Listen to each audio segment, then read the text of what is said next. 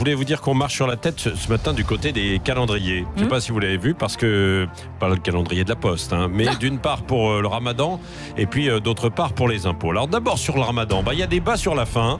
Et c'est pas Richard, notre réalisateur, qui va nous dire le contraire. Parce que pour les musulmans qui pratiquent quand même cette période de jeûne en France, le ramadan touche à sa fin. A priori, donc, c'est aujourd'hui.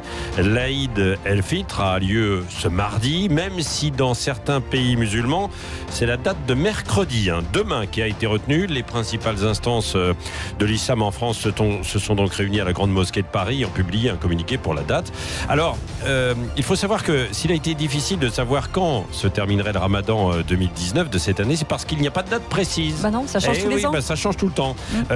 Ça change tous les ans. Pourquoi ? Parce que le début du mois de ramadan est décalé d'année en année, qui survient chaque année 10 à 12 jours plus tôt que l'année précédente. Pourquoi ça ?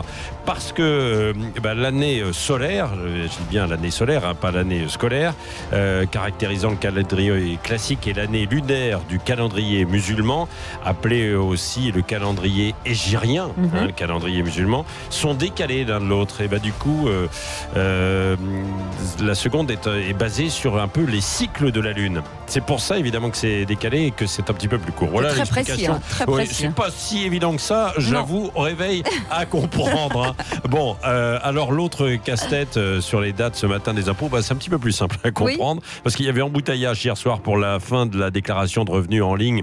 Alors pour les départements de 50 jusqu'à l'outre-mer, impossible de se connecter en maintenance. Il y a beaucoup de gens qui ont râlé des messages sur Twitter en disant c'est une honte, on veut se connecter, etc. Alors pourquoi ? Visiblement, selon Bercy aussi, c'est parce que beaucoup de gens ont profité du pont, du soleil. C'est ça. Voilà, c'est ça, et n'ont pas déclaré ce week-end.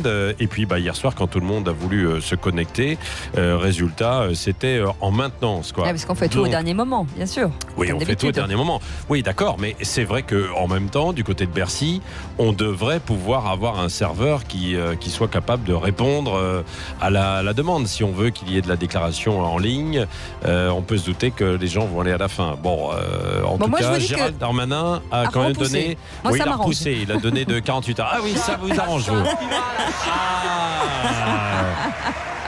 Moi, ça m'arrange, oui, parce que hier, je me suis dit, oups, demain, c'est le 4. Oups, on n'est pas bien. Vous savez d'ailleurs que vous avez entendu Marie Dampère, il y a un nouveau site qui est lancé par l'administration qui s'appelle Oups. Oui, absolument, j'ai entendu ça ce matin. Non, mais vous avez été prise pour la pub, non ? Parce que vous l'avez bien fait là tout à l'heure. C'est vrai ? Oups, vous pouvez le refaire ? Ah oui, c'est ça.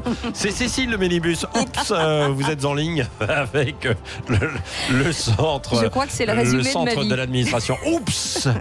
Bon, très bien. Allez, oups, on va recevoir tout à l'heure Sophie Cluzel, la ministre qui est en charge du handicap. Et puis beaucoup d'invités et notre question du jour sur les déserts médicaux. Alors attention, quand on parle de déserts médicaux, ce n'est pas forcément uniquement dans les campagnes. Loin de là. Même en ville, dans les grandes villes. Bien sûr.